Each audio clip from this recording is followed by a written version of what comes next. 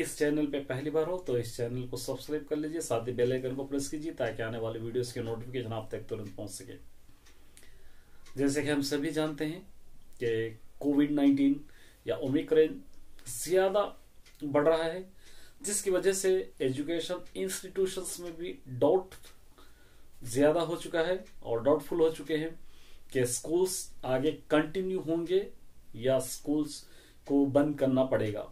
क्योंकि अभी तो हम तेलंगाना गवर्नमेंट की तरफ से रिलीज किया हुआ पहला कदम देख सकते हैं कि स्कूल को क्लोज करने की ओर बढ़ रहे हैं, क्योंकि 8 जनवरी से 16 जनवरी तक हॉलिडेज जो दिए हैं, सेकेंड टर्म हॉलिडेज होते हैं। हम जानते हैं सेकेंड टर्म हॉलिडेज 2 टाइप्स के होते हैं। फर्स्ट एक टाइप होता है क्रिश्चियन मिशनरीज को दिया जाता है, जो 22 दिसंबर से 30 दिसंबर तक क्रिसमस हॉलिडेज कहते हैं, वो लोग देते हैं। और रिमेनिंग जो अदर क्रिश्चियन मिशनरीज नहीं होते वो स्कूल्स वाले सेकेंड टर्म हॉलिडेज 8 जनवरी से 16 जनवरी तक देना था। लेकिन कल गवर्नमेंट की तरफ से ये कहा गया है कि सभी एजुकेशन इंस्टीट्यूशंस को 8 से लेकर जनवरी से लेकर 16 जनवरी तक हॉलिडेज होंगे। का मतलब ये हो गया कि क्रिश्चियन मिशनरीज को भी फिर दोबारा से स्कूल्स बंद करना पड़ेगा। तो ये कदम ओमिक्रॉन ज्यादा फैलने की वजह से ही किया जा रहा है। खैर ये सब गवर्नमेंट हमारी सेफ्टी के लिए करती है, लेकिन स्टूडेंट्स को थोड़ा गौर और फिक्र करना चाहिए, अपने स्टडीज पे फोकस करना चाहिए। क्योंकि हम जानते हैं कि स्कूल्स नहीं होंगे तो सिर्फ ऑनलाइन क्लासेस होंगे, और ऑनलाइन क्लासेस भी हम जानते हैं कि सेटिस्फैक्शन ऑनलाइन क्लासेस नहीं होंगे। कई स्टूडेंट्स पढ़ते हैं, कई स्टूडेंट इधर उधर देखते हुए फोन सामने रखकर कंसंट्रेशन नहीं कंसंट्रेट कर पाते, उसके अंदर कंसंट्रेशन नहीं होता है ऑनलाइन क्लासेस में। क्योंकि अगर फिजिकल क्लासेस में टीचर होते हैं, टीचर का डर होता है, और फिजिकल क्लासेस में होमवर्क भी बताना होता है, होमवर्क करना भी होता है।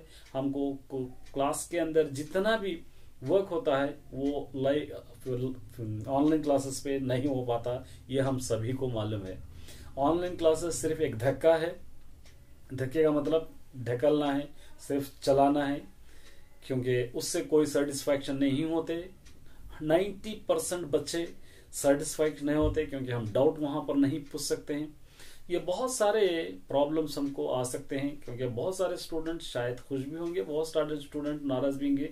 लेकिन मुझको अगर मानना है, क्योंकि इकोनॉमी हमारा धीरे धीरे अभी सुधर रहा था, लोगों को थोड़ा थोड़ा काम मिलना अभी शुरू हुआ था, स्कूल्स भी सेटल होना शुरू हुए थे, हम भी एजुकेशन में धीरे धीरे ढल रहे थे। लेकिन फिर दोबारा अगर ऐसे कुछ हालात आते हैं तो सभी का चीजें बिगड़ जाएंगे, फिर दोबारा दिक्कत होना शुरू होगी। मेरा सभी स्टूडेंट से निवेदन है कि अपनी स्टडी जारी रखिए, चाहे कोई माध्यम से हो, चाहे आपके स्कूल के माध्यम से हो, या ऑनलाइन से हो, या मेरे चैनल से हो, क्योंकि मैंने भी लगातार वीडियो आप लोगों के लिए अपलोड करूंगा। लेकिन जिम्मेदारी से पढ़िए, रेस्पॉन्सिबिलिटी से पढ़िए। हाँ, थोड़ी देर पढ़ लिए, हम देख लिए, खेल लिए, टीवी देख लिए, मेहमान आ गए, या व्हाट्सएप चैटिंग, इंस्टाग्राम, फेसबुक पे, इस पे अगर आप टाइम बर्बाद करेंगे तो ये एक आप क्रूशल मोमेंट है। आपका फ्यूचर किस तरह बनेगा उस पर आप थोड़ा फोकस करना बहुत जरूरी है। पेरेंट्स से भी रिक्वेस्ट है कि पेरेंट्स भी थोड़ा जिम्मेदारी, रेस्पॉन्सिबिलिटी लेते हुए अपने चिल्ड्रंस को देखें, क्योंकि हालात इसी तरह रहेंगे तो फिर दोबारा स्कूल्स बंद हो सकते हैं। लेकिन बंद होने का मतलब ये नहीं कि हमारा एजुकेशन भी बंद हो जाए।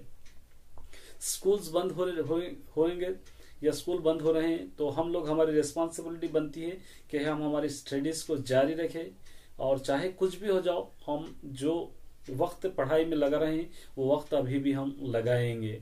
क्योंकि बहुत सारे स्टूडेंट्स ऐसे भी कमेंट कर रहे हैं कि लॉकडाउन कब होगा, स्कूल कब बंद होगा। तो मैं जानता हूं कि स्टूडेंट्स को खुशी होती है, क्योंकि अनमेच्योर होते हैं, और स्टूडेंट छुट्टी बोले तो बहुत खुश। हम भी बचपन में बहुत खुश हुआ करते थे कि हॉलिडेज मिल रहे हैं, और मुझे भी बहुत खुशी होती थी। लेकिन बाद में जब जिम्मेदारी बढ़ जाएंगी, रिस्पॉन्सिबिलिटी बढ़ेगी, तो जब मेच्योर हो जाएंगे तो पता चलेगा कि आपने क्या खोया है और क्या पाया है इन दिनों में।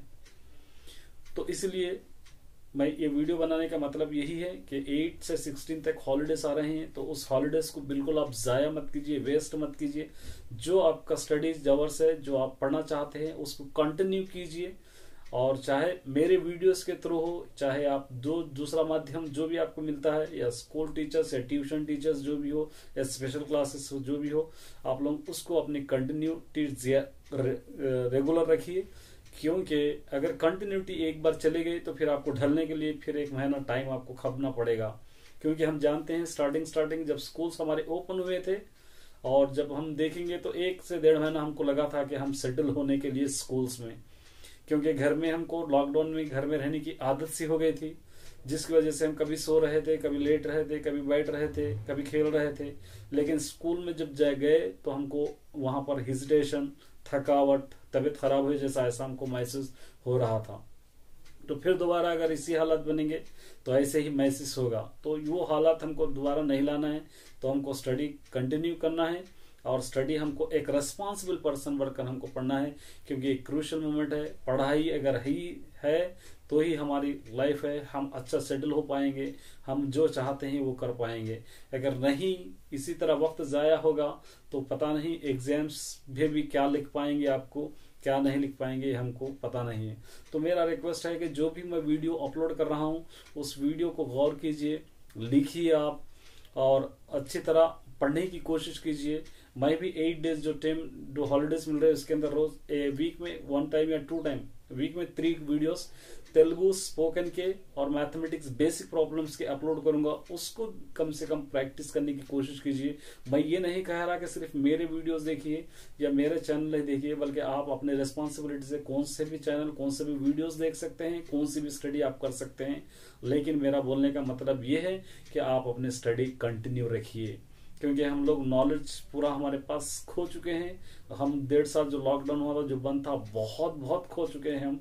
20 साल पीछे चले जा चुके हैं हम इकोनॉमिकली, और स्टडी के हिसाब से भी 3-4 साल पीछे हम जा चुके हैं।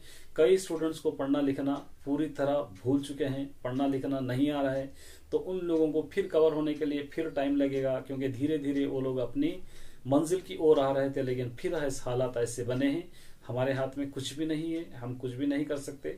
और जो भी गवर्नमेंट करती है हमारी सेफ्टी के लिए करती है, लेकिन जिम्मेदारी हमारी ये भी है कि हम अपने फ्यूचर को किस तरह सुधारें, हमारे फ्यूचर को हम किस तरह रखें। तो इसलिए आप जरूर इन बातों पे गौर कीजिए।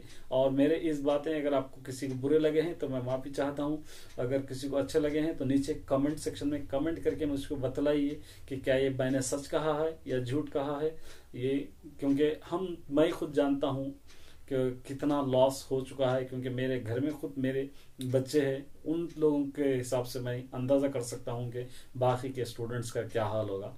तो इसीलिए दुआ करते हैं कि सब सेहतमंद रहे, सब अच्छा पढ़े और हालात जल्दी सुधरे, सबके इकोनॉमिकली अच्छे हो। क्योंकि हम जानते हैं कि बच्चे तो स्कूल हॉलीडेज मिल रहे हैं तो खुश हो जाएंगे, लेकिन पेरेंट्स को उतनी ही ज्यादा परेशानी होगी, क्योंकि उन लोगों को मेहनत और मशक्कत करना पड़ता है। अगर बंद हो जाएंगे या लॉकडाउन होगा तो ऐसे हालात में बहुत सारे ऐसे भी क्लासेस जो मिडिल क्लास है, जो लो क्लास फैमिलीज है, वो लोगों को रोजगार के लिए, खाने के लिए बहुत तकलीफ हो जाएगी, बहुत दिक्कत का सामना करना पड़ेगा। तो उम्मीद करते हैं कि लॉकडाउन ना ही हो, बेहतर है। क्योंकि हम लोगों की स्टडी के साथ साथ हमको खाना पीना भी बहुत जरूरी है, सिर्फ पढ़ाई हमको नहीं है। पढ़ाई को हॉलिडे मिल जाएंगी, लेकिन खाना और पीने को हॉलिडेज तो कभी नहीं मिल सकती। अगर खाने पीने को हॉलिडेज मिल जाएगी तो हम मर जाएंगे। तो इसीलिए उम्मीद करता हूँ कि वीडियो अच्छा लगा होगा। अगर अच्छा लगा हो तो एक लाइक जरूर कर दीजिए। Best of luck all.